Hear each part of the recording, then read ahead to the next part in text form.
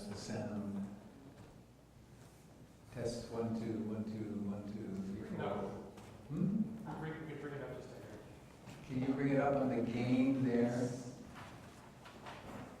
Test 1 2 3 4 5. 1 2 1 2 1 2 3 4. Yes, 1 2 3 4. Are we good? 1 2 3 4 5 6 7. This is the Buddha Broadcasting Network. 1 2. Yes, good. Let's do this one. Oh.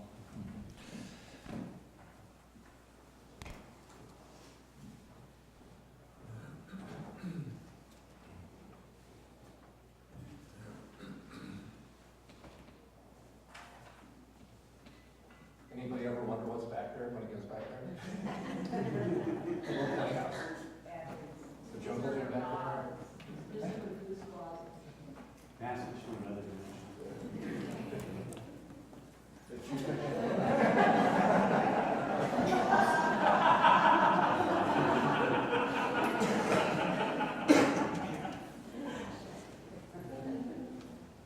A wild place.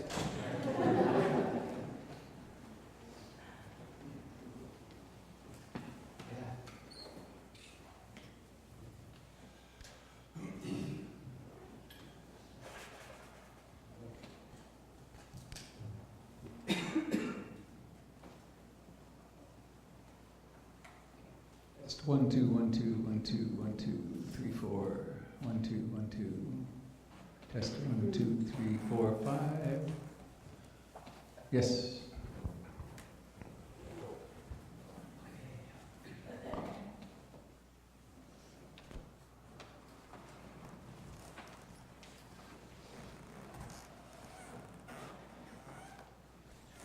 Please join me in turning off your great distractor.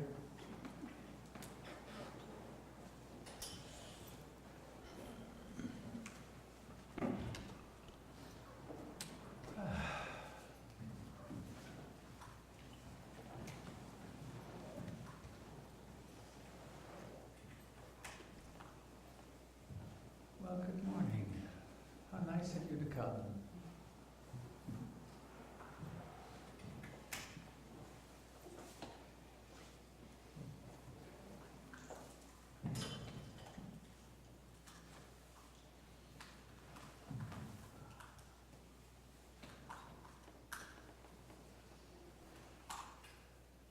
We're so fortunate to have this really nice place to meet in. Amazing.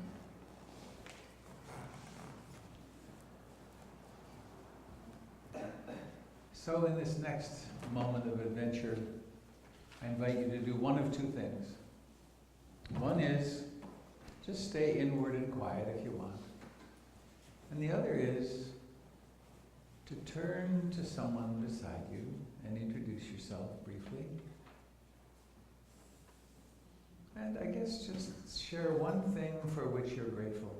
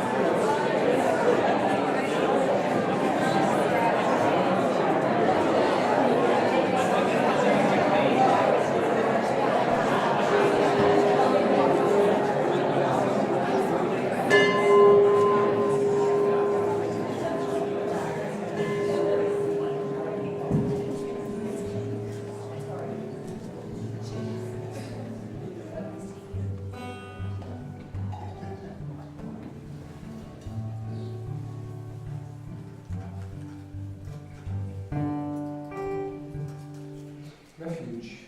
In what shall I take refuge?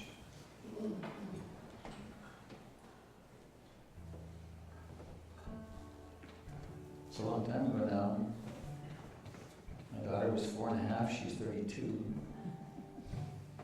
I was in the mountains with my then wife and the kids, and we had rented llamas, two of them. We were going up Hurricane Creek in the Wallowas, and middle afternoon, all of a sudden, the sky went black, and it was a serious thunderstorm coming in. And the temperature dropped 10, 15 degrees. And I had seen on the map, there was a little, they called it historic cabin.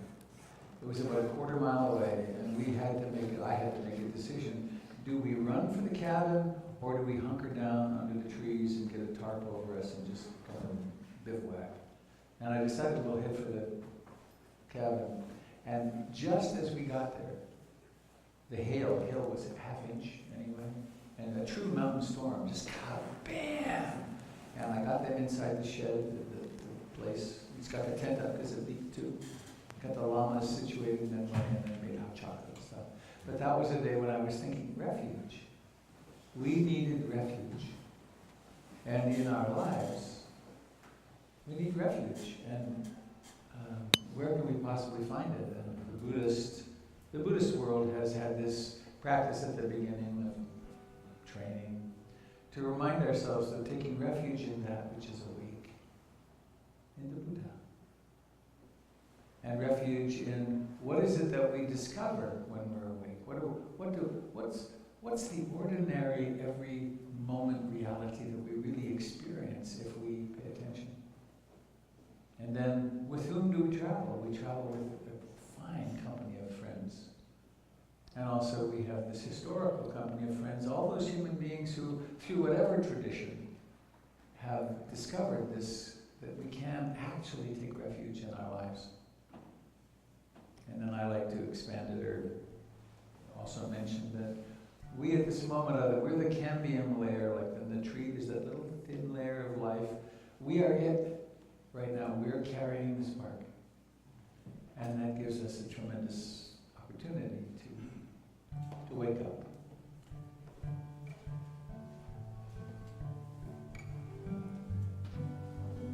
So I invite you to join me in singing these.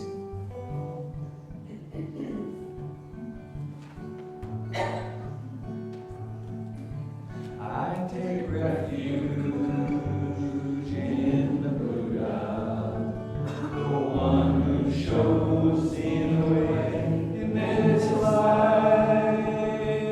Namo Buddhaya, Namo Buddhaya, Namo Buddhaya. I take refuge in the Dharma, the way of understanding and love.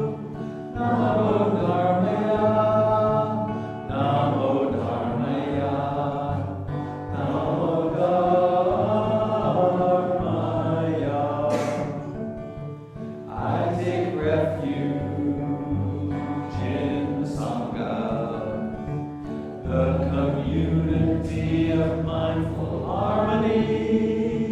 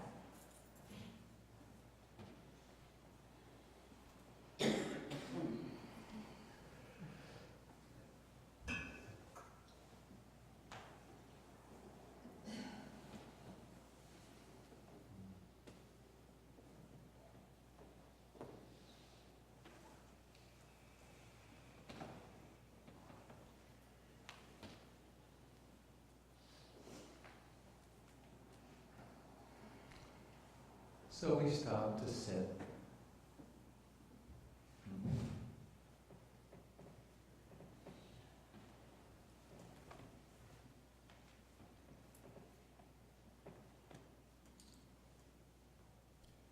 When we're backpacking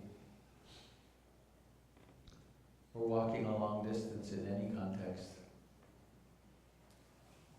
it feels so good to stop and sit.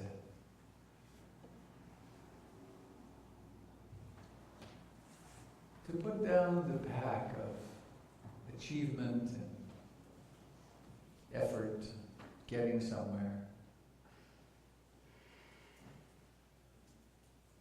And to arrive, to realize, oh, I'm here. I'm actually here. I may be somewhere later, but right now I'm here.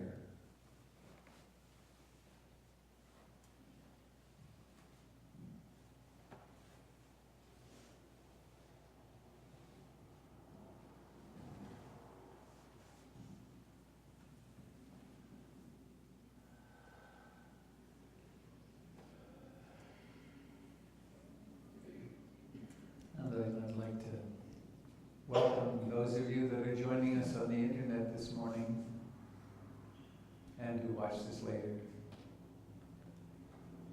May you be held in our hearts.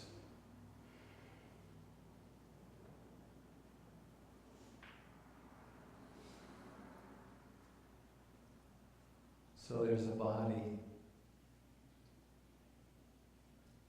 that's really incarnate in these bodies right now, to be here, to bring awareness into the life of this moment.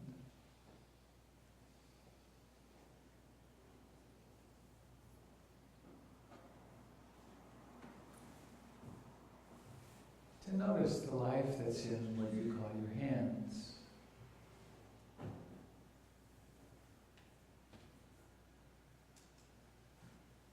Or what you experience as your face.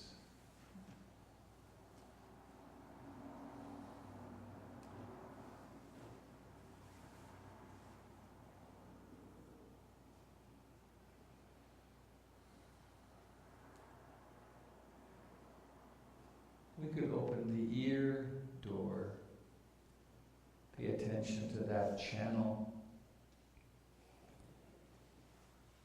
And notice sounds as they come into being.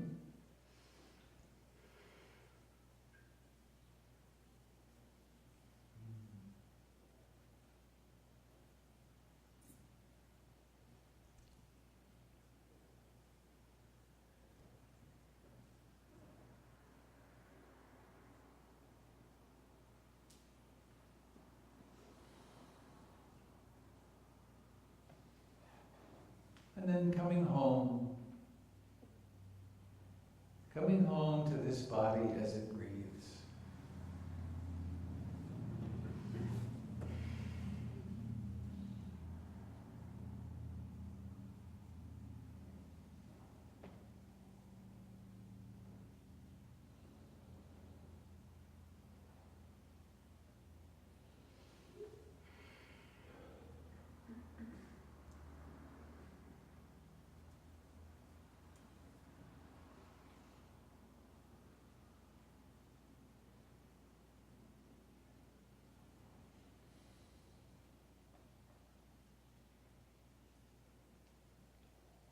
notice when the mind wanders, as is its propensity.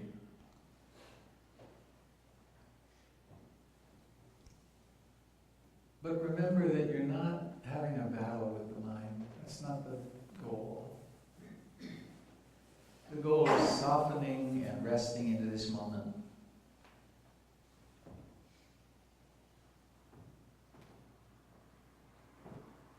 So whenever the mind wanders, ever so kindly, mercifully, come home.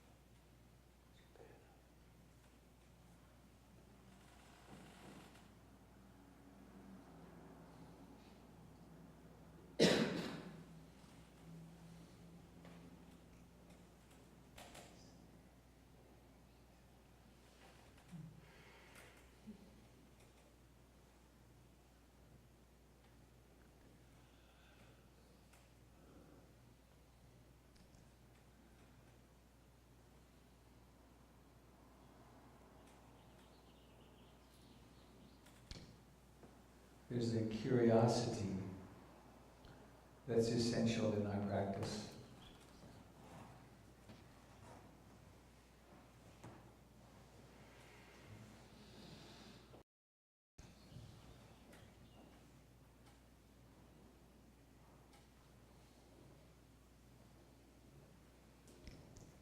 Being curious about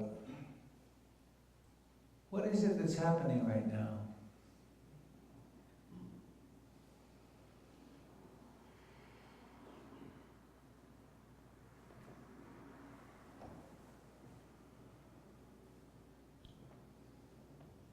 And also being interested in the texture of the breath, noticing how it begins, when it begins.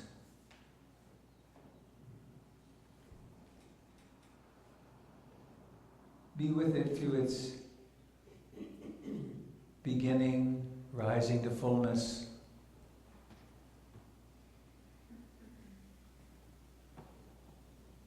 noticing the decline, and then the end.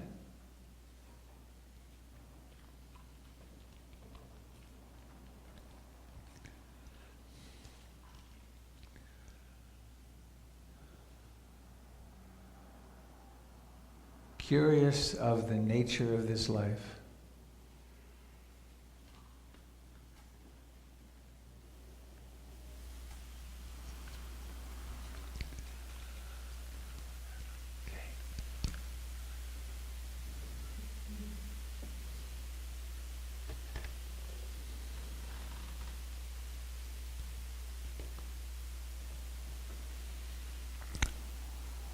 This breath is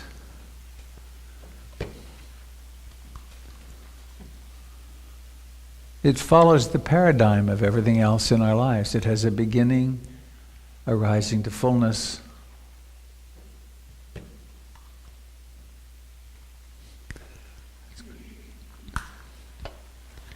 and then a decline and a disappearance.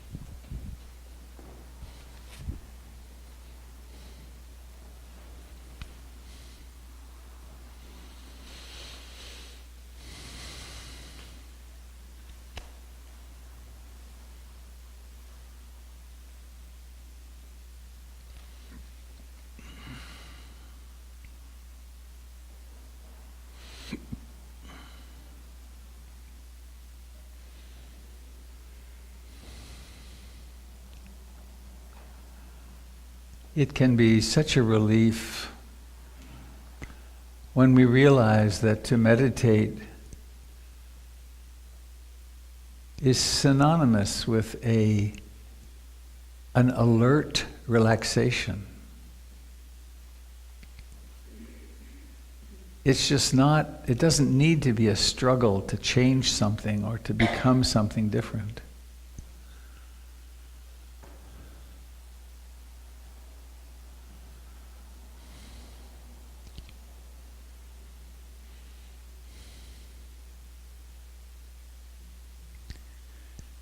And when you become clear enough to differentiate, you'll notice when there's a sense of I've got to do something, I have to fight this off, or I have to make that happen, there's a sense of tension in it.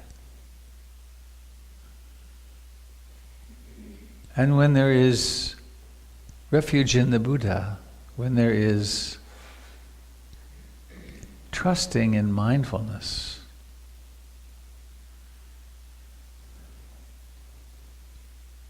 when accepting and awakening arise, there's ease.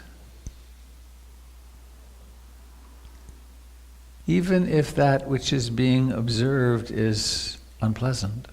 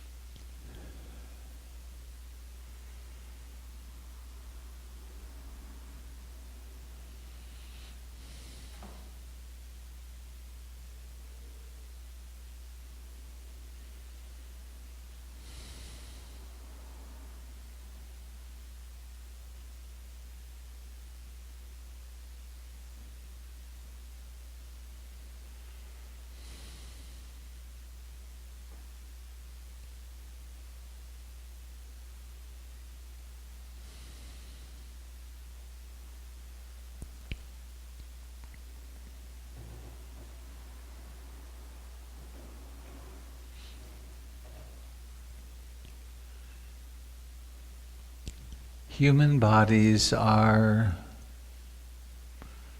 by nature,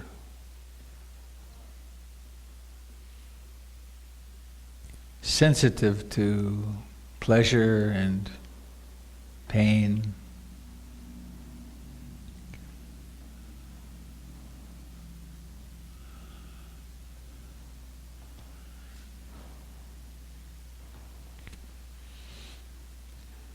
I had not been around babies much before my children were born, and I was quite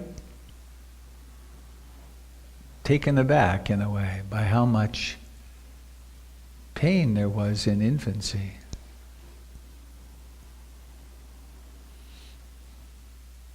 Agony and ecstasy between feedings.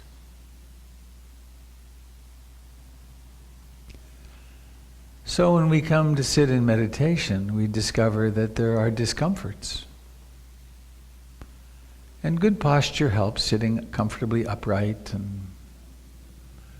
But no matter that, the body will hurt. Normally we move away from it. But here we have a chance to do something quite conscious, to intentionally experience discomfort.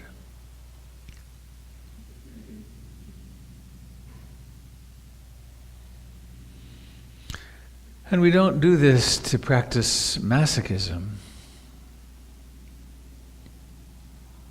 We do it to increase our capacity of awakeness and equanimity, tolerance, patience.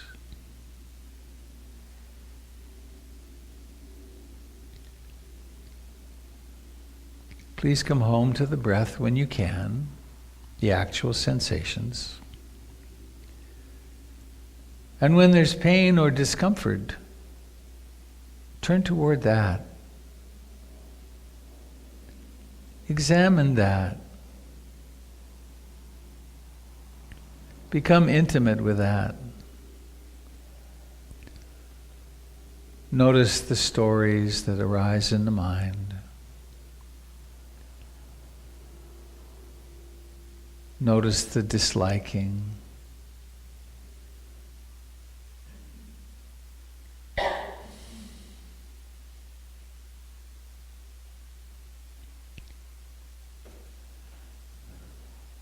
You may discover that the suffering goes out of it the more that you accept it.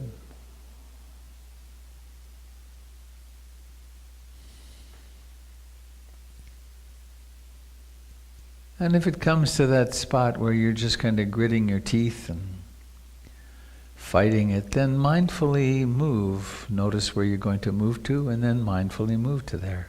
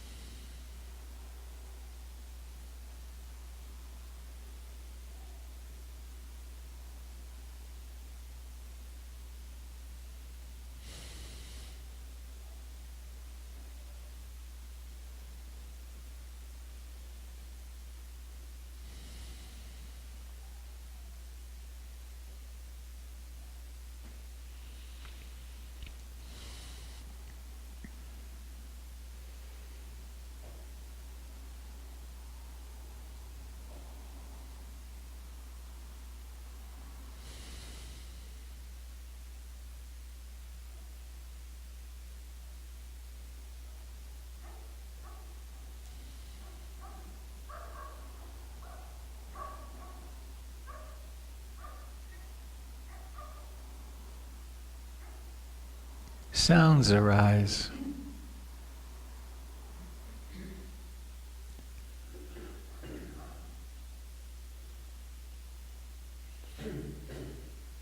A sound arises and then memory creates a perception. Oh, dog.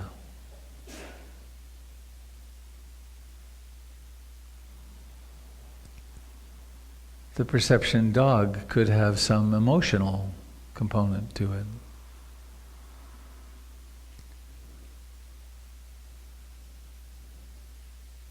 Curiosity.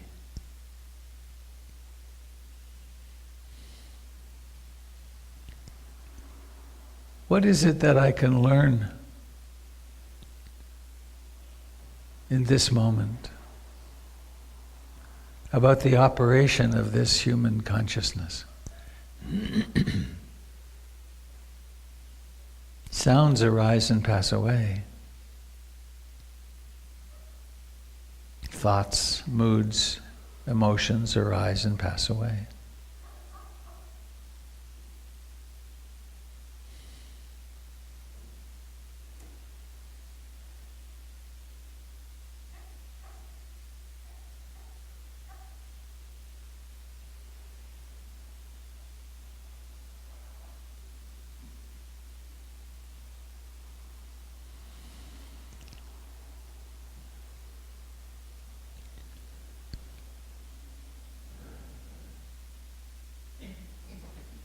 And whenever we remember to, we can rest in this natural phenomenon of breathing in and breathing out.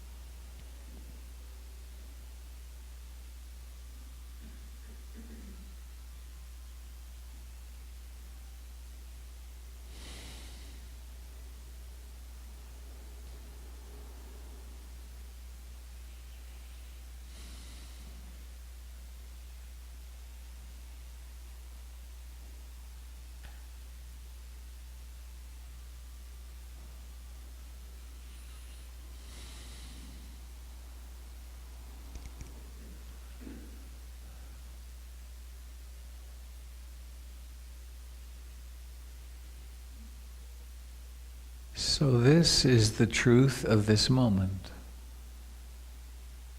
The mind is like this.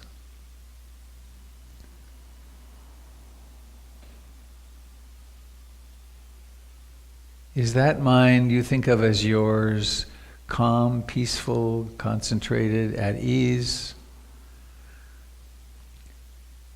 Or is it restless, agitated, or wanting something or not wanting something? Is it sleepy or dull? Is it doubting? Is it filled with emotion? Perfect practice is being with it exactly as it is.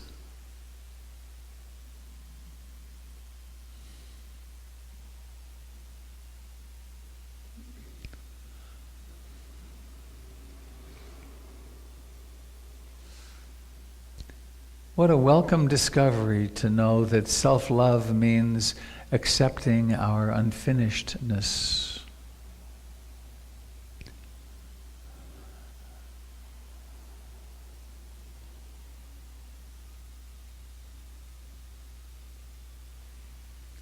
And now, please broaden your practice if you can. Notice your whole body,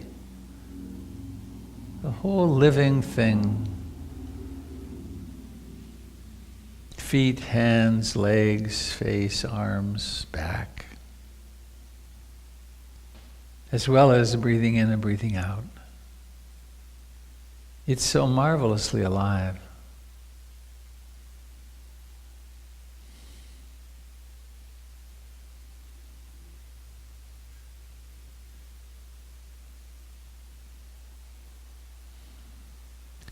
And please now bring awareness into your face.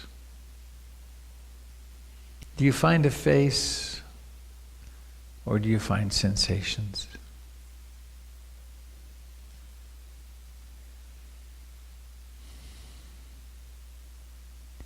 And to focus in on the eyes, the sensations of the eyes.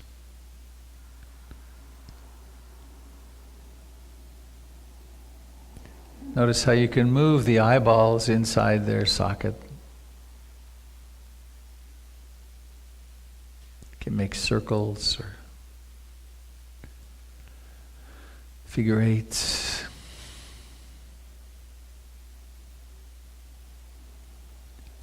And then noticing the intention to let the eyes open, and then that intention exists in the mind. And then letting that intention operationalize itself to that work of lifting the eyelids, and you'll notice seeing happens again.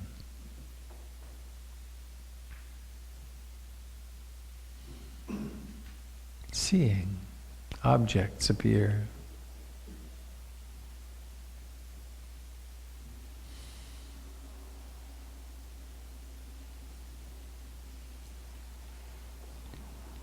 And you may notice on occasion how objects can appear, but no thoughts are necessary. They're just seeing.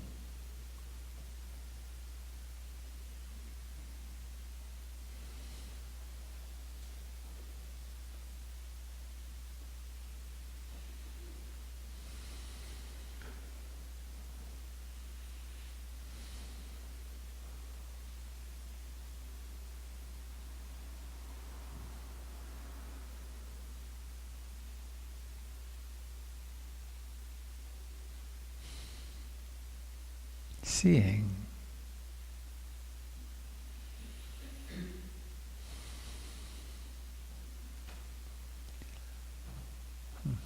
And then perhaps you notice the body's a little slumped. You might like to straighten, and then maybe a bit of a stretch, a bit of a... But don't abandon mindfulness.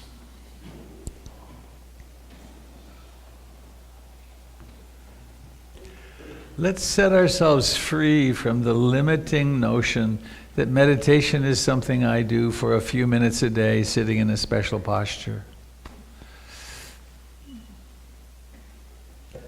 What if we instead said meditation is being awake?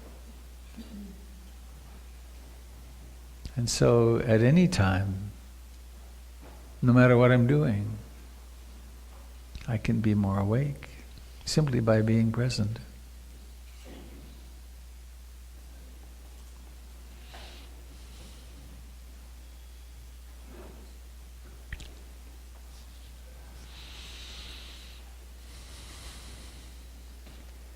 And let's make visible what I know to be true invisibly, which is, please raise your hand if you experienced any desire or wanting something during this thing.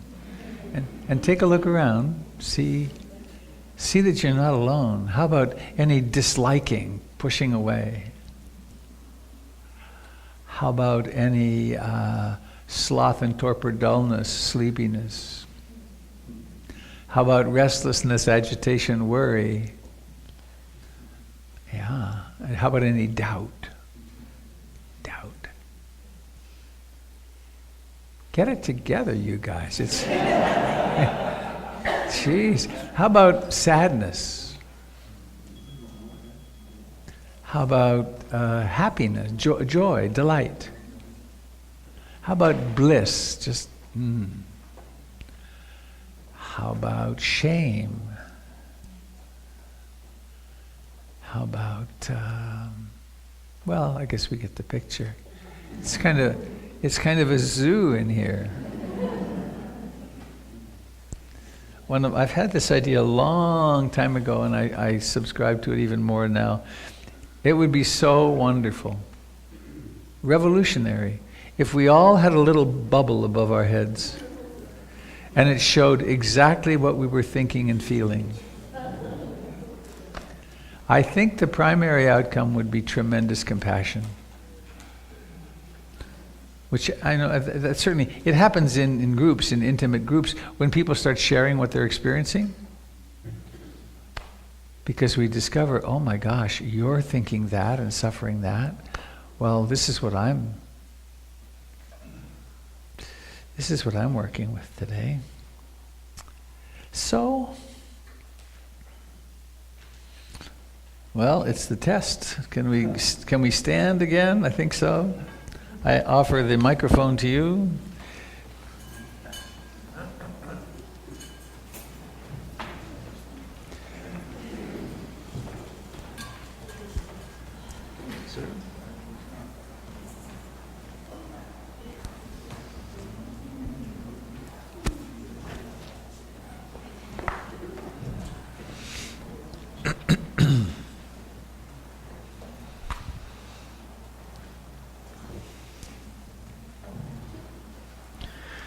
So we come to that point in our practice when we get reacquainted with our toes and our feet, just rocking back and forth, noticing the strength in the toes and the instep and the ankles, a certain amount of balance. We don't have to be perfect because we ain't.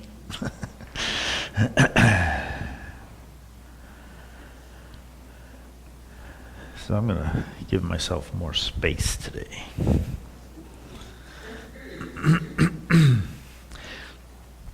So we often do Shibashi 1, a form that was developed in the 70s, but I've discovered that the same fellow that worked that routine out continued for a couple decades. And so I found Shibashi 2, and so I'll introduce that to you just today. I think you have done it before. Some of you recognize it.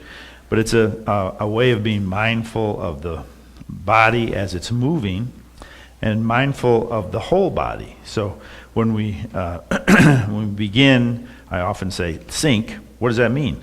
The knees change, the breath may go out, and then lifting the arms, pressing out to the side, and sinking again. All the different sensations throughout the shoulders and the arms and the legs and the feet. The breath coming in, breath going out. So the name that they gave this first movement is regulating the chi. You know, like we're balancing the energy left and right.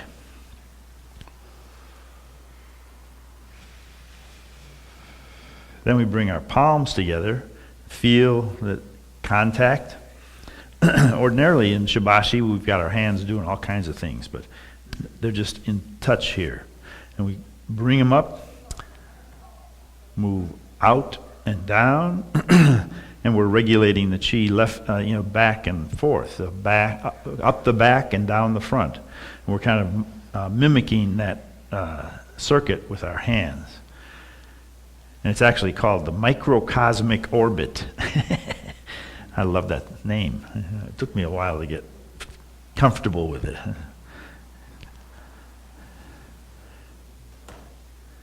But we're a little world within this big world, and this is the microcosmic orbit. Now we're going to step towards the street side with, stepping and extending the same arm. Then look towards the center of the room. And then rock back and look away from the center of the room.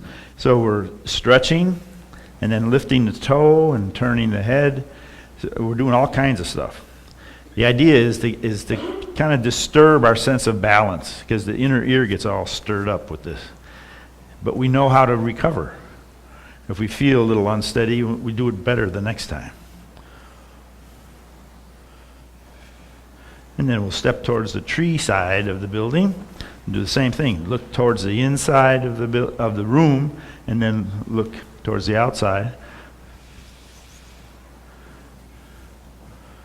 And that gesture with the neck is just a little challenge, showing us how much intelligence there is in the body and how we can recover when we lose our balance. Then test the balance again. On the tree side, we'll anchor ourselves on that foot, relax the other foot so it's really relaxed, and run both hands like magnetic paddles down the leg and back up, and then anchor the street side leg and give a treatment to the soft leg. So we're differentiating the sides of the body. One side's firm and strong, the other side's receptive and soft. How does the body know how to do that?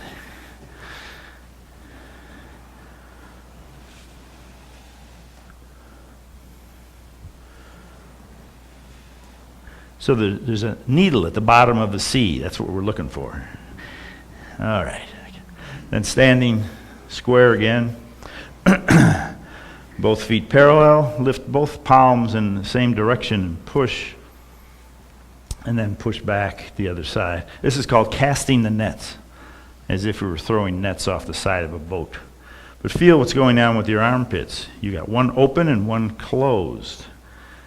We have a pumping action for the lymph nodes in the upper torso. We're stirring up the lymphatic fluid and moving it through the whole body. And then we better take a rest, because we're going to get complicated here. Let's see. How can I do this? So let's make a circle that goes up and over and out to the street, and then back to the trees. Does that make sense? All right, let's do it again.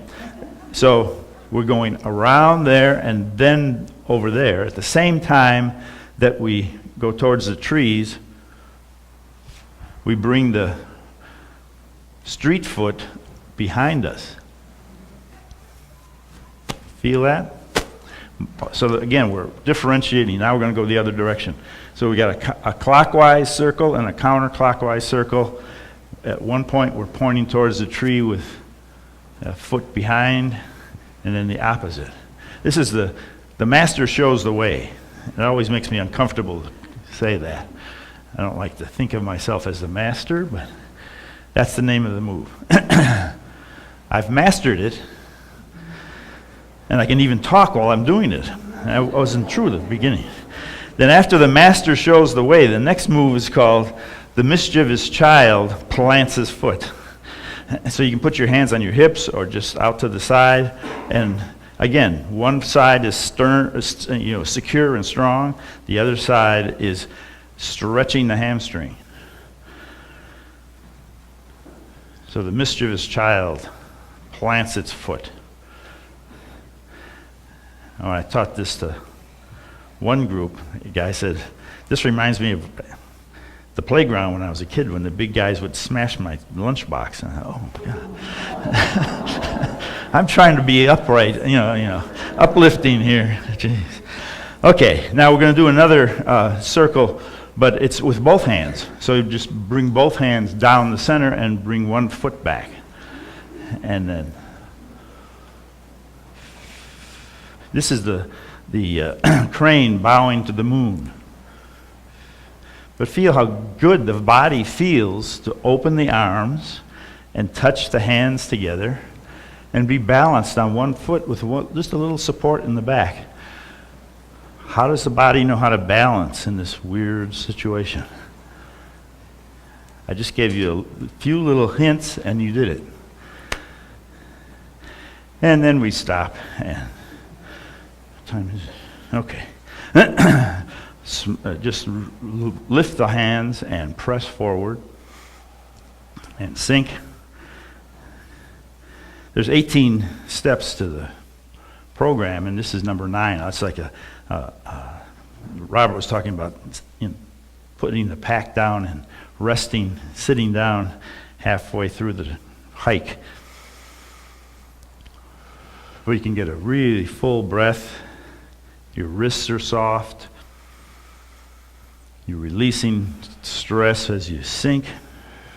You're renewing and sinking. So we probably can't get all the way to the end, but the next section starts with parting the curtain. So you have the hand go towards the tree, and then the other hand kind of stays near your face, and then you're leaning away from the tree. And then opposite, towards the street and leaning away. So we're opening the curtain, parting the curtain. But since this is often used as a warm-up for martial arts, you never leave your head unprotected. You always got one hand ready to, protect the head. You can extend the other arm, but you protect with the other. So again, the body differentiates left and right. It's got lots of functions. One arm has got agency, and the other arm is receptive. What's going to happen next? Now, this is the fun one. We make 2 dragons. We hold the middle fingers, step towards the street, and let the dragons rise out of the sea and plunge back in. Make sure your wrists really turn. Turn out and then turn in. And feel all the tendons, all the ligaments in the arm from the shoulder to the tips of the fingers. The dragons, the twin dragons, rise out of the sea and plunge back in. But be aware of what feels good with this.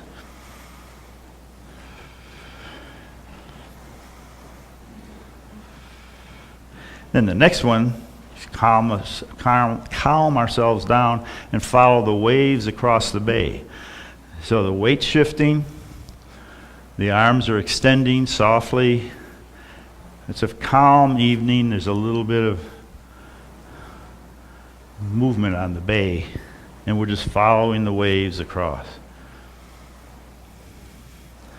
So the body can have this tremendous sense of agency and fly with the dragons out of the sea, and then it comes right back and just calmly accepts everything just as it is.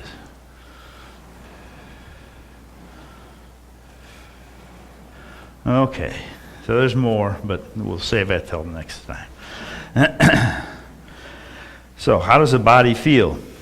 Robert always says, do you feel more sane since you got here? Do you feel more relaxed? Do you feel more open? Do you feel more pleasure in your body? You remember your body's here. Here it is. What's it doing? How's it feeling? What's the breath like? Is it slow and easy, or is it pretty much pumped up from all our activities?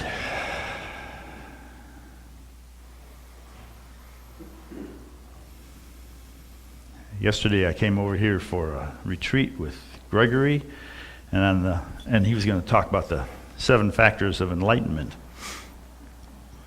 On the way over, I got in traffic behind a car that said, "Jesus saves. Are you ready for the rapture?" And then I got here and Gregory explained all about the rapture. So it was just, it was amazing. When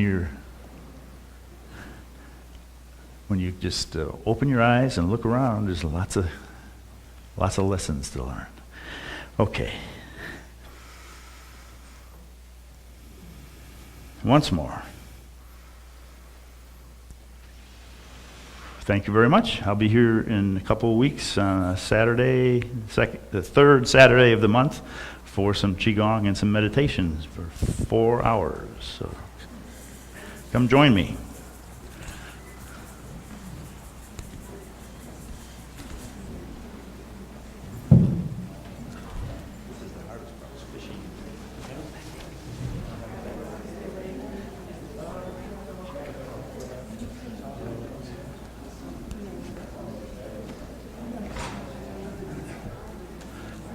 Good morning, Sangha. For those of you who don't know, my name is Avi. I'm community coordinator here. Please have your tray tables in their upright positions. We're coming in for a landing. Oh, sorry. I got a chance to practice this whole thing about this moment is like this last week when I was like really sick. I had a sinus headache that lasted for 3 days. I couldn't think. And boy, it is so much easier when everything is fine and I'm sitting on the cushion than when I am writhing in bed. That was a nice little piece of learning for me. So I'm about to enact the ancient ritual of announcements. In terms of volunteer needs, Kirsten, are you around? She'll be back in a minute, so we will deal with that shortly. We have today, we already had our first Saturday orientation with Robert. Next Saturday, we've got our our first Sunday orientation with Robert. Next Sunday, we've got our second Sunday potluck. So feel free to bring out your secret family recipes to share with the community. It is always a wonderful thing, and the more casseroles, the better. You can't have too many casseroles on the second Sunday. Then on Tuesday, June 11th, we've got the monthly NVC practice group with Doyle and Kirsten. And then on Saturday, June 15th, we've got our Buddhist movie night. We'll be playing The Matrix, one of my favorites. Bet you didn't think that was a Buddhist movie, huh? It is. On Saturday, June 15th, we've also got Jim's monthly Qigong half-day retreat. If you like what he did for 10 minutes, you'll love what he does for 4 hours. Then on Saturday, July 6th, we've got our first Saturday retreat day-long. On Sunday, July 7th, we've got our next monthly newcomer orientation session, which you can attend even if you're not a newcomer. It's really useful if you've been here for a while and you have some questions.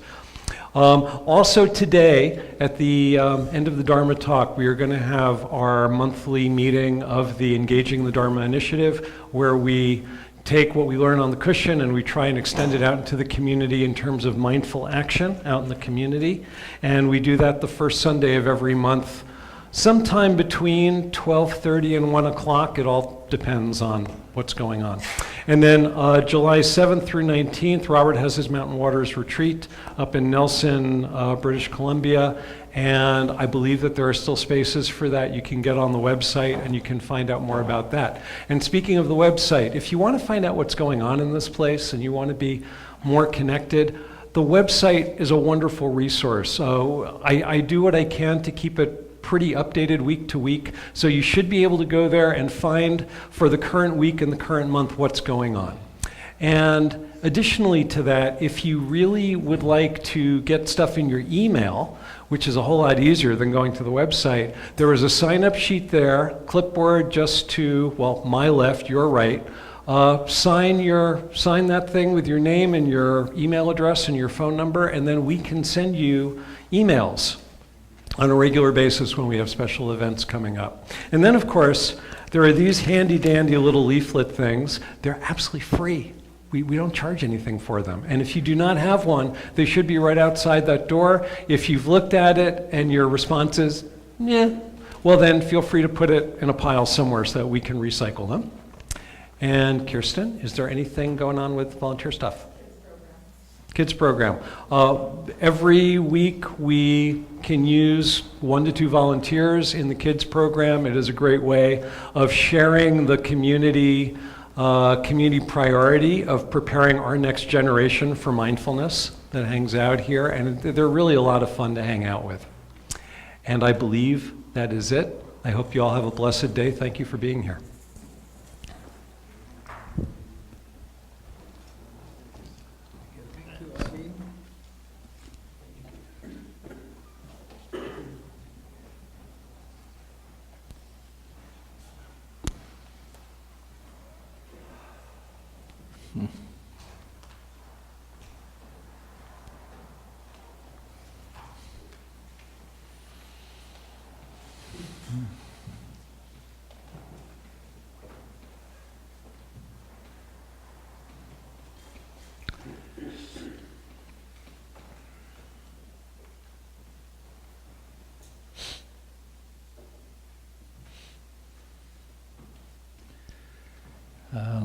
A couple of more announcements. The first is about the ramp, the accessibility project. I have no new news. However, I send out to the listserv the drawings as they now exist. My goodness, we now have pretty fancy drawings of this place, including the offices downstairs. And the plan, some of you haven't been here or here for the first time. Last year we did fundraising. We raised $43,000 to put in to change the bathrooms and to get ramps to take people who cannot, who need wheelchairs, to get into the living room area and then also in here through the new doors there. And we got into the permitting process. And I've watched other people do projects like this, and they always say it'll run over budget and take longer than you plan. Well, lo and behold, because the permitting people discovered that the offices downstairs were never permitted. And so we bought the building with them in it and improved it, but all the walls and so on. But anyway, in that then means that the building is being used for something different. That's not being used for storage. And so we'll see what they say, but we're almost for sure going to have to do a major earthquake retrofit, and probably significantly more. So that's still to come. It's interesting, isn't it? We thought we had it all nailed down, and it went a different way, which fits my Dharma talk today. Huh? Right. Secondly is to invite you to participate in the financial support of PIMC, which you can do online. And you can the most stable way for us is to do a monthly contribution, which participates when you don't. On those Sundays when you decide not to go, it still says, oh, this is a really valuable thing and I want to keep supporting it.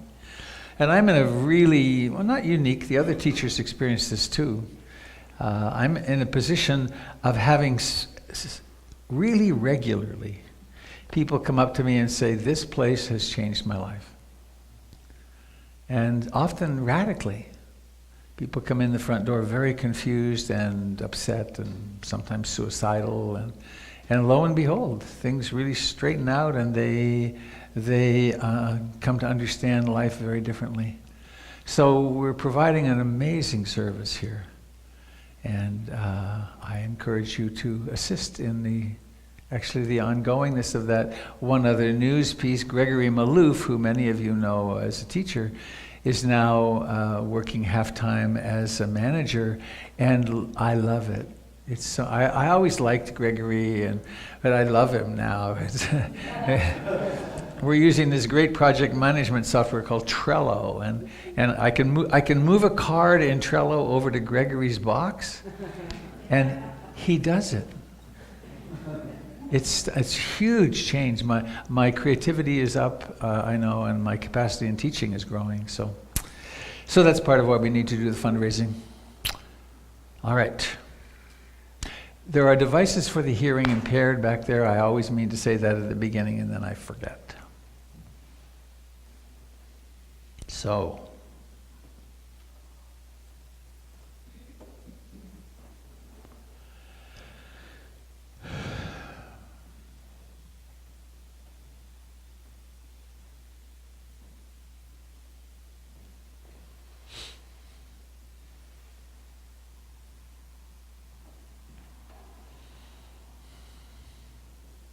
Thank you to all our volunteers and our volunteer coordinator person, and so much happens here.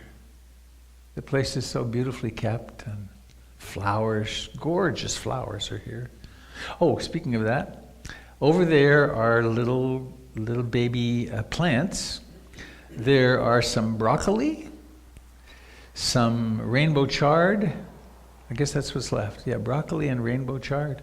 I was at Naomi's organic farming store, and I lost control. And then I have learned that if you plant stuff too close, it doesn't work. So I filled the garden, and then this was left over. So they are yours to take. Yeah. They're seeking a new home, a good home. All right.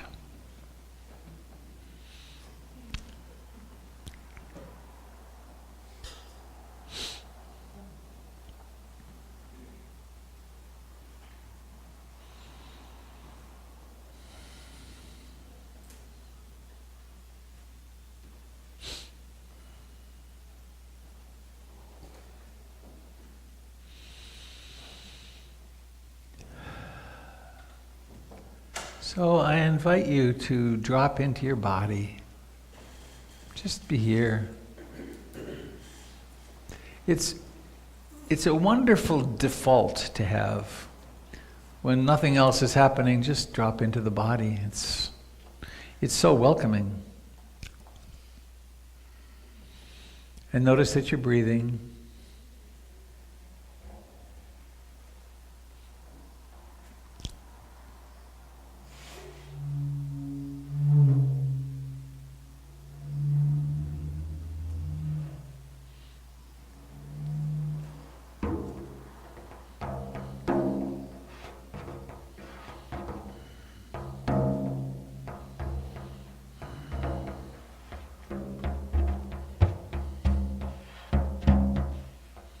From a long time ago comes a story.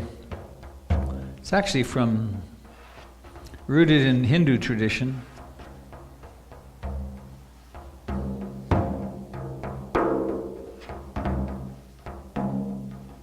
It's the story of Vishvakraman. Vishvakraman had devoted his entire life to spiritual practice. He'd been a householder for a while and done all of the adventures that were to be done in household life, and then he devoted himself fully, and he was getting up in years, and he was sitting at the feet of Vishnu. Vishnu is one of the great Hindu deities. Sitting at the feet of Vishnu, and he said to Vishnu, "Lord Vishnu, I have been practicing for so long. Please give me a glimpse of the truth of samsara." Samsara is the wheel of birth and death. Vishnu said, "Nope. You're not ready." And as such stories goes, of course, he asked the second time, "Vishnu, Lord Vishnu, please give me a glimpse of the truth of your samsara." Vishnu said, "Nope." But then he pleaded, he said one more time, "Please give me a glimpse. Help me understand this truth of this wheel, this livingness." And Vishnu said, "Okay. But before I tell you, I need a glass of water. And if you go out the front door, turn to the right, walk for a little ways, you'll see in the distance some trees, and you'll find there a cool, clear spring of water." So Vishvakraman, he practiced, he walked mindfully, he didn't run, though he was really anxious to get his prize. And he entered the grove, and there was a beautiful spring there, and in the spring, standing beside it, was a beautiful young woman. And He approached her and said, could you give me a glass of water? And she said, why, of course, I'd love to. And as she handed it to him, their fingers touched. And they had entered into conversation, and she said, you seem like a person of great wisdom and intelligence. In my village, we're having some problems. We have a political circumstance which is very frightening, and we could use some help. On top of that, we have a dam that needs repair, and the city finances are not in very good repair. And he said, well, I think there'll be time to get back to Vishnu. And so he went with her. And you can see perhaps already where the story's going. He went. He was very useful in many ways. And it turned out that the father of the young woman was the head man, and he became very helpful to the head man. And as you could probably guess, the story goes on this way, that he, of course, that touch of the hand set off something else, and that he and the beautiful young woman fell profoundly in love. And the story can be a very long story. It can take years. It can have several marriages and divorces and custody battles and success and stock market crashes but in this case, we're keeping it simple. Well, the usual happened, and she became pregnant. And she did all her proper prenatal care, and she used the Bradley method for the birth, and they were graced with a son. And they set off and they did all the usual somebody training as with the son, and he learned how to crawl and walk and talk and went off to school. And then along the way there came 2 more children. 2 little girls came. And in each case, they went through all the same rituals, the same. They bought really the best implements they possibly could for rocking them, and the best car seats, and they grew. And the story could go in many different directions here, but there's a particular turn that it took, which is the essence of the story. And that one day, they looked to the west from where their weather came, and there were large black clouds, kind of like the Midwest right now. Large black clouds, and they got bigger and bigger and bigger, and Vishvakraman became concerned because he'd never seen anything like this before. And in fact, the village became very concerned, and it started to rain. And it rained, and it rained, and it rained north of them as well, and the rivers flooded, and they had never seen such flooding, and the levees broke. And so Vishvakraman still was pretty confident things would be okay, and he told them, let's go upstairs, let's get up on the roof. And up on the roof, they watched as things started floating by, and the water grew and grew, until finally they were standing at the very peak of the roof. And then the water got up to their knees, and then they couldn't hold on anymore. And as they were washed away, Vishvakraman was holding the youngest one in his arms, and he watched as his wife and the other 2 children could no longer swim, and they were swept away.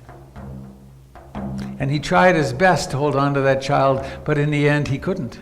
A tree came by and grabbed the child, and he was struggling himself to stay afloat, and then finally he lost control. A tree came along doing one of those spiraling things and grabbed him and took him under the water.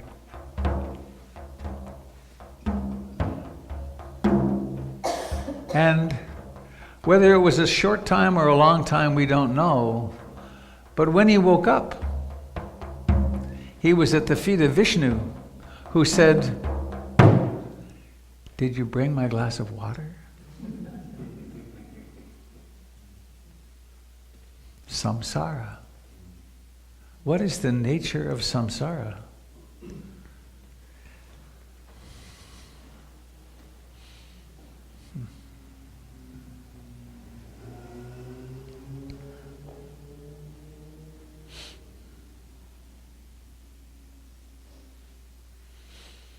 Now we tell this story in really different language a lot. You remember the 3 characteristics of existence? The first one is anicca, impermanence. And it's kind of a benign, nice sounding word, impermanence, everything changes. But the reality is everything changes. And we celebrate it, these flowers are so gorgeous. And then we usually dispense with them when they're on the way down. We maybe cut their tips and make them. But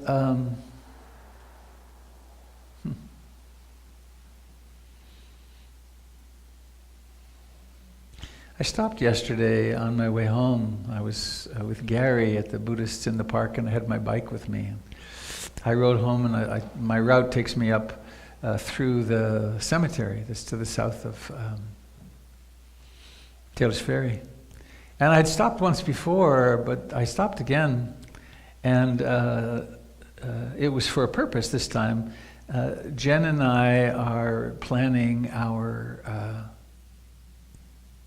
what's to be done with it. They now do they do green burial at Willamette. It's not Willamette. What's it called? Maybe it's Willamette. Yeah, it's Willamette.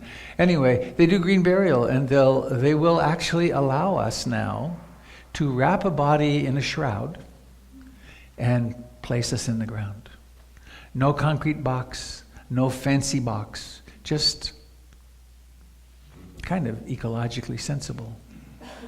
So we decided that we're going to research this, and we're in the process of getting everything all together, so that if and when, not if, right, bleep, that night, no matter whether one of us or both of us go, if we go sequentially, that's a little easier, but if we both go, what will the kids deal with? So we're getting our ducks in a row, and it feels very good. And it is a bit like looking at this Vishvakraman story. So, anicca, impermanence. That which we think of as or the universe, but this universe, with its billions of galaxies and hundreds of gazillions of stars and planets and so on. It came out of nowhere, did its thing, and all there's been since then is change. Changes its nature. And that's who we are. We are that change. So it's one thing to do it intellectually, but then another to start really to turn our curiosity, our mindfulness, our concentration toward the impermanence in our lives and to really embrace it.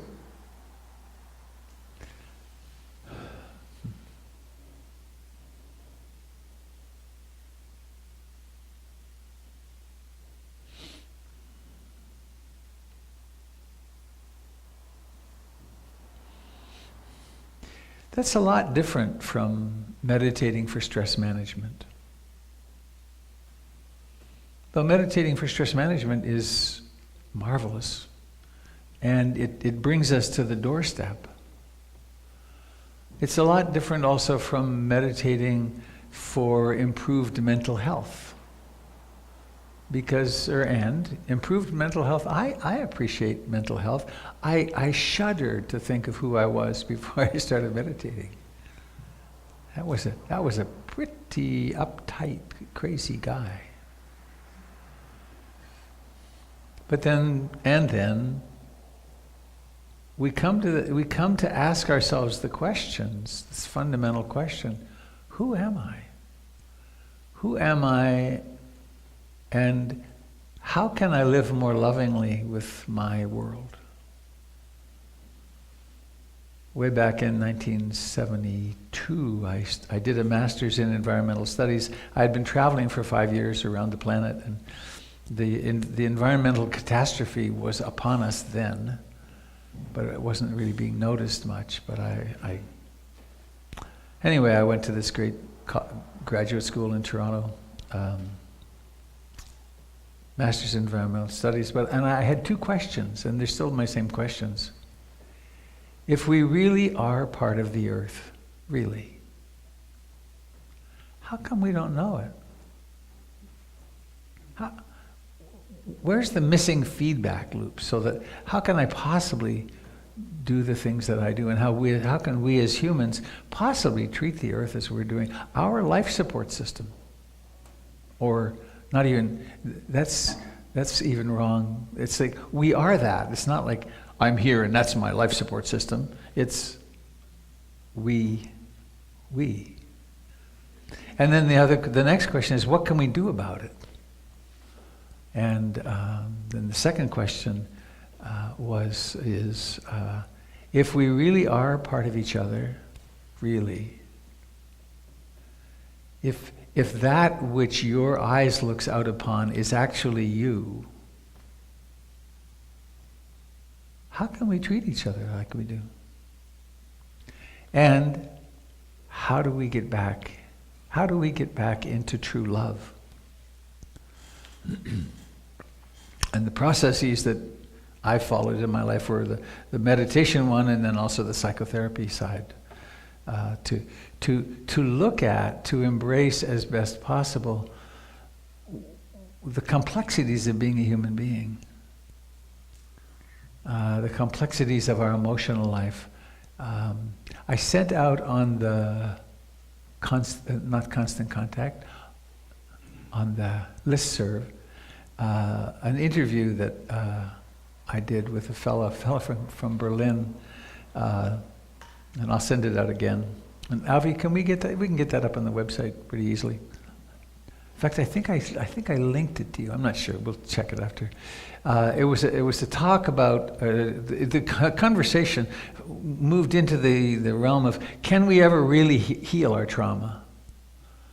And I'm of the mind that we can do a lot of comforting and nourishing and kind of giving relief to the wounds of the separate self. But I don't think we get rid of the structures, and we don't get rid of the woundedness. And hence, if we're not, this is a big leap, but if we're not conscious of how this mind is, these impulses are coming into this mind, then we don't treat ourselves or other people very well. We think it's other people's fault. We think our feelings are caused by other people, and for the longest time I blamed my parents. In fact, my then wife, the mother of my children, gave me the best card I ever received in my life. It's my 40th birthday. It said, warning, the warranty on your childhood neurosis is over. You can't blame your parents anymore. So this, however, many of us have stuff to work through in that regard. But anicca, insight. How do we develop that? When we're doing our mindfulness of breathing practice, we develop a couple of very useful mental capacities.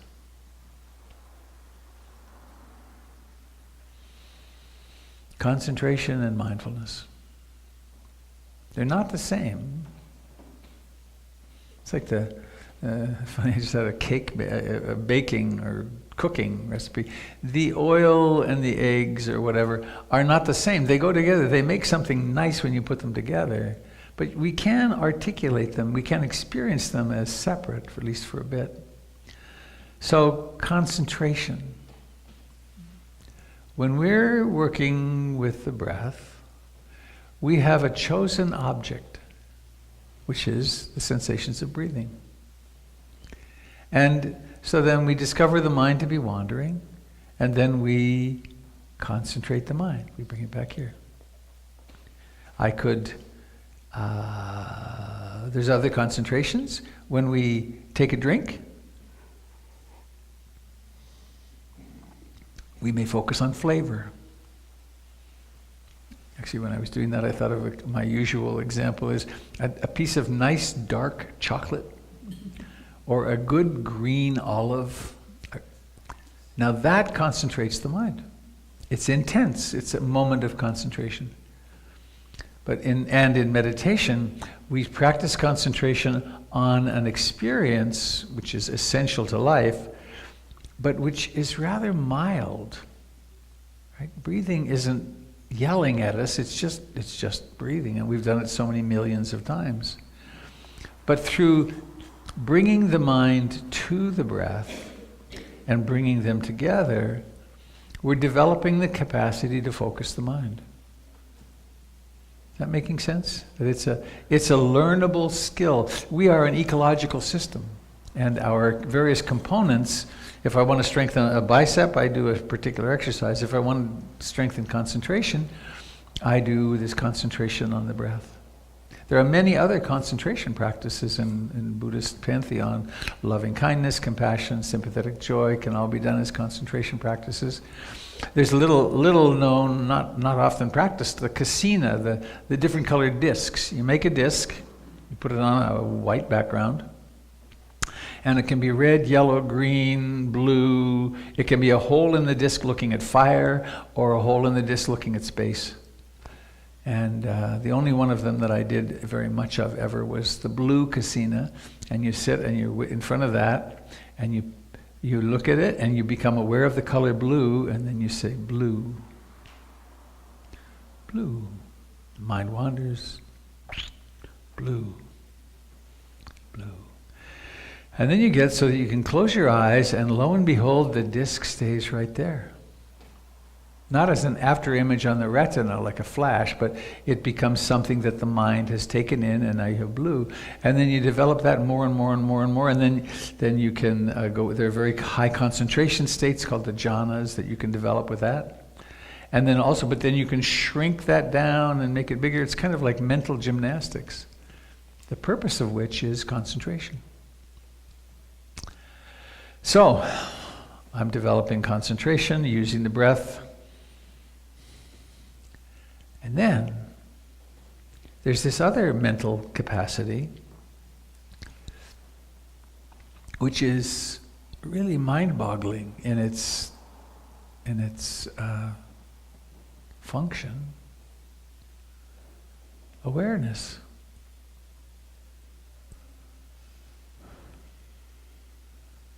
And if you ask, I don't know if anyone's ever asked a fish this, but if you ask a fish, what about the water you swim in?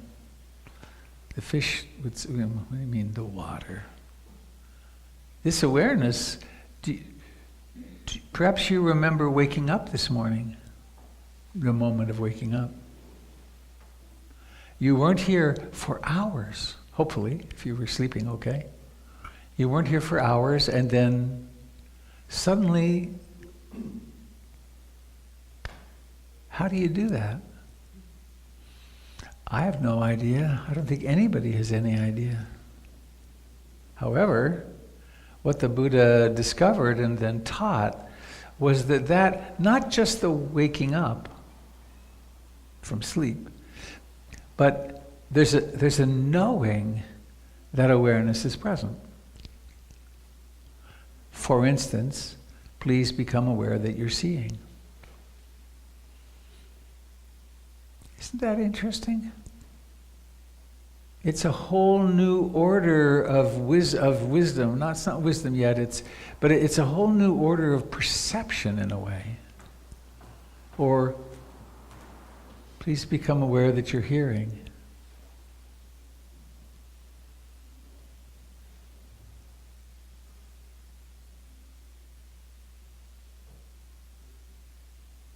There's a high-pitched ringing sound in our ears. Sometimes people get bothered by it. It becomes tinnitus or tinnitus. It's a medical diagnosis. People struggle with it. It drives people crazy. I've helped a lot of people over the years, more than 4 handsful at least. People have come to me that I start to meditate and I've got this ringing in my ears and it drives me crazy. And one way to work with that is to say, great, you've got an incredibly potent meditation object. Start paying attention to it. Listen to it. Hear it. Become very concentrated on it. Notice how it fluctuates.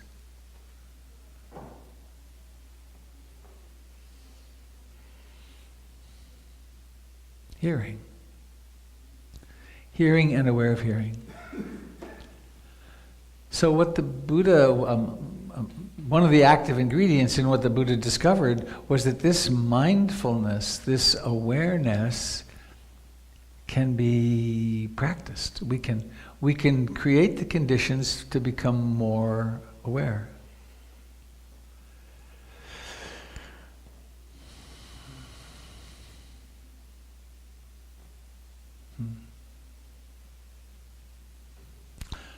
Funny, I'm having an interesting memory. When I first ran into meditation in 1971 in a small village in North India, Bodh Gaya, I went back there 8 years later with a group of Lewis and Clark students. 25 students in India for 5 months. That was kind of nutty. But I had quite a remarkable experience because it was a very simple little town at that point. But as I walked down the street, I was aware of noticing the shops and the people, and it was as though I had been sleepwalking the first time that I was there, because I was so lost in my thoughts and emotions, and that, in my experience, has continued. That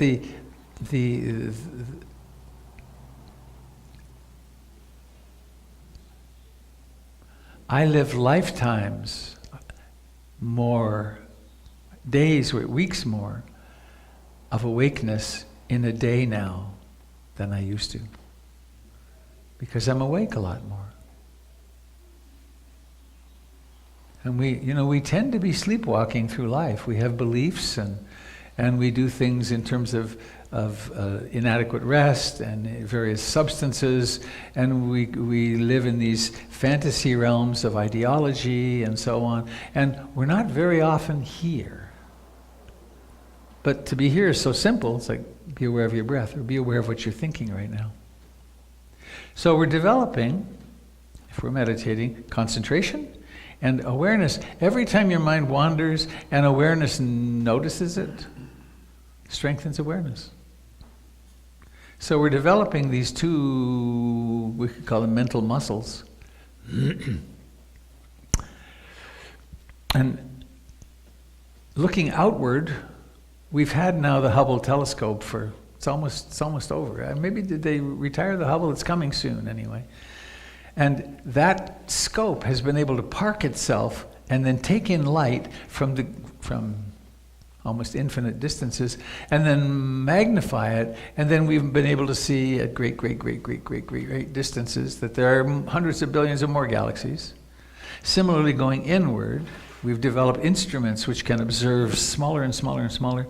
Well, this development of mindfulness and concentration is the meditator's way of developing a, quote, instrument that can then engage with and observe life objectively. So it's not an intellectual process, it's a perceptual process. And we develop a mind that can become quiet and focused, and then what to do with it. Can I find anything if I really attend carefully? How about when you discover that over time, you take some time, maybe you take a few days or a week or two and you go on a retreat, or maybe longer, a month or 2 or 3, and you discover that sometimes the mind just goes quiet. There's still a sense of I'm here, but there's no thoughts. And then you've got these skills now. And so you start observing more and more finely, and you notice that thoughts think themselves and then disappear. Or moods pop into being and disappear. Anicca. And so we're carrying out the experience of observing the truth of anicca more and more precisely and more irrefutably. Right? When it happens right before our eyes, it's hard to say that's not true. And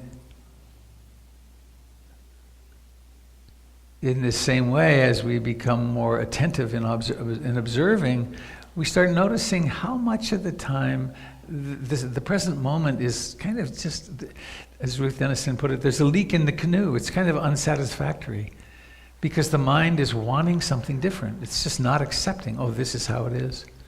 And we can do that at a very macro level, but we can also do it at a very microscopic level. And it starts undermining our unconscious belief in I have a self, or myself is, or that we can be satisfied. Right? How many times have I gone to the store or to Amazon with this mostly unconscious belief that if I can just get this thing, I'll be satisfied. Or if this would happen in my relationship, or if my child would just do this, or if the political situation would just be like that, then I'd be satisfied. We do it, I've seen it myself, I do it. It slowly wears out. Slowly you realize, oh, okay, another one. That's one of the reasons, one of my Indian teachers spoke of this, that we're very fortunate here in the West, because we've had the opportunity to have so much, to realize, oh, it didn't quite do it.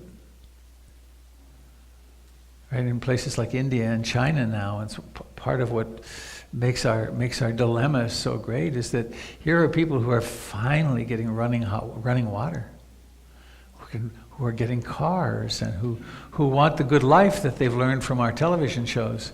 And we can't afford it for all of them to have this because the planet can't take it. But they don't know that it's not going to bring them what they think. Not that there's anything wrong with it. I really love a hot shower. And I've been practicing mindfully getting into the shower for decades. And that opportunity to step in there and adjust the water and have it just right. I really like practicing and being there then. It's such a privilege. So, we're carrying out this experiment. Meditation is an experimental journey beyond stress management and psychological and emotional well-being. It's an experiment operationalizing the question, who am I? Who am I? And there's a kind of momentum, the world, the inner life kind of gets to pull us. And most of us, certainly it was true for me, starting and then going on for quite some time, developing a daily practice was work. It took discipline. And then at a certain point it shifts around and you realize, oh, I have an hour. I can do nothing for an hour. I can sit here and watch the show. Right now I'm really sad, not in this moment, but for instance, I'm really sad. Something's happened in my life and I'm really struggling with it, and there's things to figure out. Well, I could, since I have some time, I could just stop and watch how that sadness or whatever is happening in mind, and that I am just fine. That which knows is unperturbable. Right? Emotions come and go, success comes and goes. Our beloved pets come and go, our relationships and political stability comes and goes. Oh, it's such a relief to not have to be identified with samsara. I'm sure this is clear, but for Vishvakraman, this wonderful gift that Vishnu gave him, he said, I want to understand samsara, and he said, okay, go get born. And then stay awake, watch what happens. That's nice. Not a big deal at all.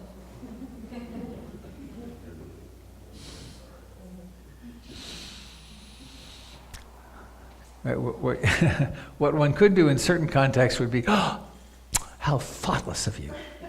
You didn't remember to turn on. I even said, let's turn off our great distractors. But no! or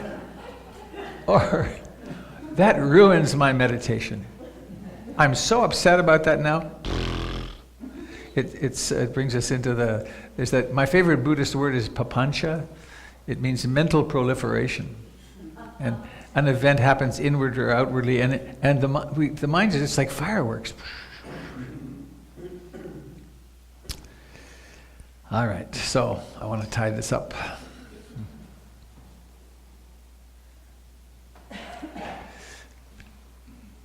There's a danger of hearing this kind of talk, and we hear it from our frightened little self perspective, and it's like, oh no, everything's going to end. I finally got my psyche together a little bit. I'm not so crazy, and my kids are doing well right now, but it's going to end, and then we can get caught in thoughts of that, the papancha of that. On the other hand, it emerges in our practice sometimes. Wow. What a relief. I don't have control over anything, and neither does anybody else. It's just life unfolding. And so while I can still be responsible and fill my responsibilities and do what I need to do or what I choose to do, there's a deeper and deepening understanding that it's really all okay. Really, that everything's okay. The planet's perfectly safe. That's something that was a relief for me when I finally started believing it. I mean, we humans may well do ourselves in, and lots of other species along the way, but it'll all grow back. It's perfectly safe. Well, it's not safe. Eventually the sun will explode and the earth will be. And I know that that's not a very acceptable thought, that it's perfectly okay. It doesn't mean that what we're doing and what people are doing is okay. There's very unethical, and our nation particularly is going through quite an upsurge of fragmentation and hatred and fear of the other and all that. We're having quite an explosion out of the unconscious, which has happened many times, of course. But we're watching this, very frightening. And some of us are moved to do what we can to move more love into the world. But it's all okay. And that's the last thing I want to say. To be able to, at least in one's formal meditation, touch the place where there isn't a problem. That's helpful. Because that tightness that we hold, there's a problem and I have to fix the problem. And just many of us had that in childhood, there's a problem. To at least be able to touch, just, oh, right, it's okay. In this moment, I can just rest.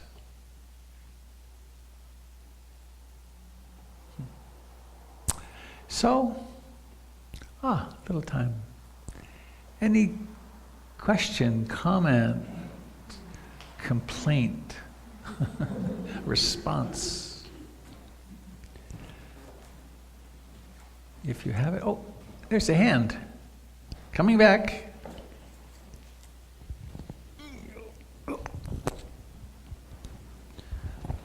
While we're doing the connection here, oh, thank you, Gary.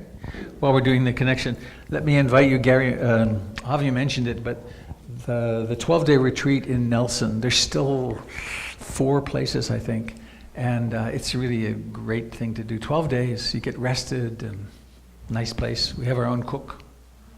Please. July 7. You can drive there in about 10 hours, and you can also fly. You can fly to Spokane, and one of our community members is actually renting a car and is looking for people to go with him. Drive north from Spokane. Please. I love to hear that you know that everything is going to be okay, all is well. I love that. In my journey, that's where I am right now, knowing that everyone is on their journey, learning what they need to learn. And the most important thing that we can do for ourselves is to focus on ourselves and our own growth, our needs, our wants, our desires, and to be the happiest. I know that's not the acceptable word, but meaningful, to have the most meaningful life that you can have. To feel joy and to just live your life so vibrantly that you're healing those around you by your example. And I love that you said that. Thank you. Amen. You can just hold it. Somebody else will need it or want it. The pressure's on. I don't always know it, by the way. I contracted to my frightened little self with great regularity, and things seem monumentally dangerous and bad, and then fortunately the gravity, the center of gravity moves me back toward my sitting spot particularly. And in half an hour, maybe a day, I've had the great privilege of having 4 or 5 days at the beach to just be by myself in silence. And there I usually surface. It's like, all right. But the tendency to contract and to be into the frightened little is quite strong. And each of us has our own childhood struggles and issues that we've dealt with, and they can fire up again, and then But then to realize that's just how life is manifesting in this moment, and there's always something bigger.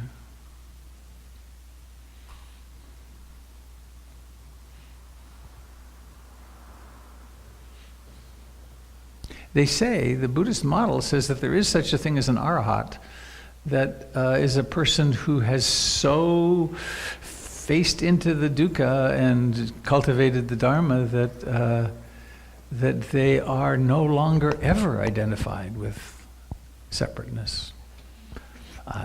There's a great book, actually, from that perspective, which is Nisargadatta's I Am That. And that's a very interesting read. And you can also, there's some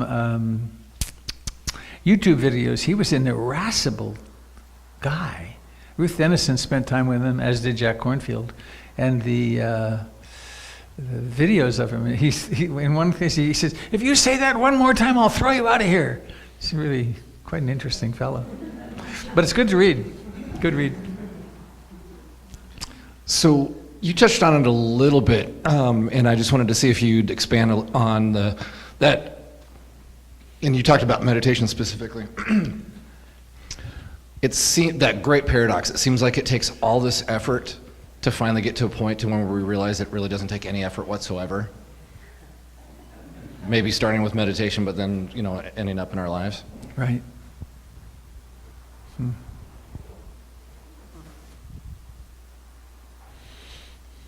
Yeah, it's kind of annoying, isn't it?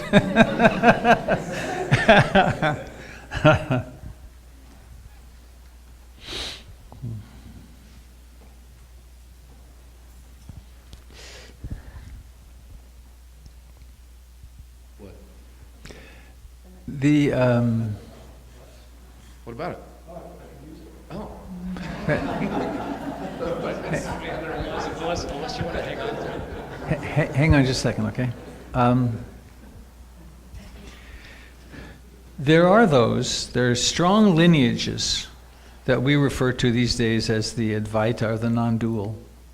And teachers in those lineages say things like this. One of my teachers, Matt Flickstein, would say this. You're already awake. Believe nothing to the contrary. But you're already awake, believe nothing to the contrary. So whatever stories we're telling ourselves about, I have to work harder and I'm suffering in this way, all it takes is realizing, oh, that's a story. What I am is that which is already awake. And people who practice in that tradition have that belief, and then they go through their life and they wind up working on their consciousness and they get more and more awake. The Buddha, from the Theravadan teachings of the Buddha, he postulates a self that is suffering. Are you suffering? And most of us can experience that, though we deny it. When our lives turn towards spiritual practice is when the suffering often gets big enough we can't not see it anymore. And then there's this whole toolbox for reducing suffering. Like simply knowing, oh, this is an emotion, and I can turn toward this emotion and then ask myself, am I this emotion? And we develop concentration and mindfulness. And this toolbox ever so skillfully when we cool out our addictions of all kinds, so we become clearer and clearer and clear-headed. And so it leads us in the direction of being capable of being awake, and there's more mindfulness, and then there's the manifestation of that realization. But it does, the thing that's hardest, I think, is that it takes the most effort at the beginning. Kind of changing direction. And fortunately or not, but life often sends us the stimulus that says you're going to change. You're either going to change or you're going to die, or you're going to kill yourself, or you're going to go totally into meaninglessness and watch TV all the time. Or that make any sense? Yeah. Avi. I just wanted to share a practice that sort of sprung up in my life spontaneously. I didn't think about it. And I have found it very satisfying, and it is so easy to do. When I am on the phone with customer service or tech support, and invariably it's taking way too long, or there's confusion, or there's something that is not right about my account or whatever. And especially if the person on the other end of the phone is really trying, even if they don't know a whole lot, but they're really trying, I find that at the end, when they say, is there anything else that you would like? I say, could I speak to your supervisor to let them know what a wonderful job you're doing? Mm. And what I hear on the other end of the phone from this disembodied voice, this person who I'll never meet, is just such a degree of, like, I hear a smile in their voice, and this degree of relaxation. And I've done phone service work, so I know that there is no relaxation in phone service work.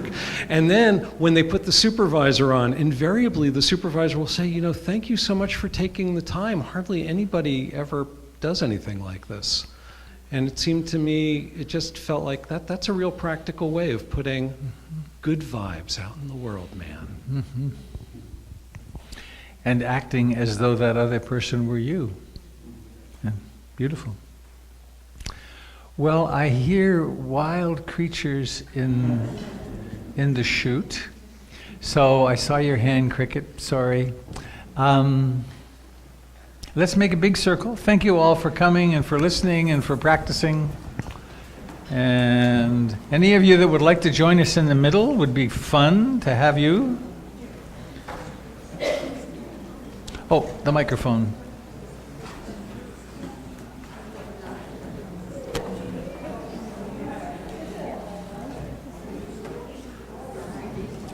All God's children got a place in the choir. You coming in the circle? Yay!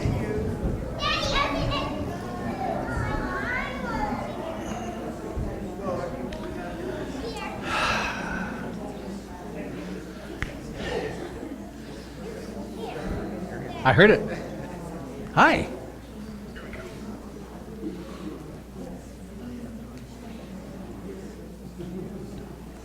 I wanna hold your hand. You don't wanna hold any? You wanna touch feet? We could touch feet under the table. You ready? Over here. No, over here. This one. Over here. May I hold your hand? Thank you. All right.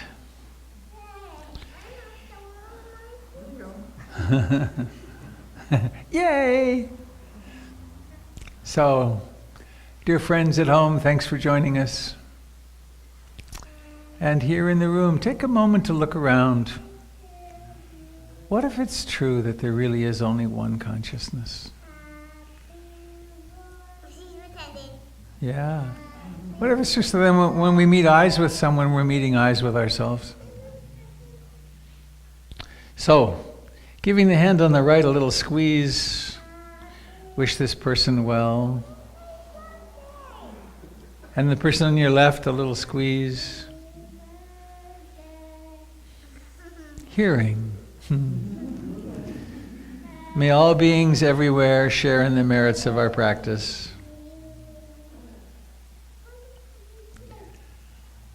All right, we now have the ritual of the singing of the may all beings share in all blessings, may all beings be happy. Who is doing it? That's all right. Who's gonna sing with me? You want to do it with her? Nope. Okay. We're Is gonna this do just you start and we'll join you. One. May All beings be happy. May all beings be happy. May all beings be happy. Sadhu, sadhu, sadhu. Yay. All right. And now, sophisticated form of loving kindness meditation. Please, not yet. Please, everyone in the room, think of what your greatest, your deepest heartfelt wish would be. And then we'll all breathe in. 1, 2, 3, blow. Yay! Thank you, dear friends. Please take a moment to introduce yourself to the persons on your left and right, and then come have a cup of tea.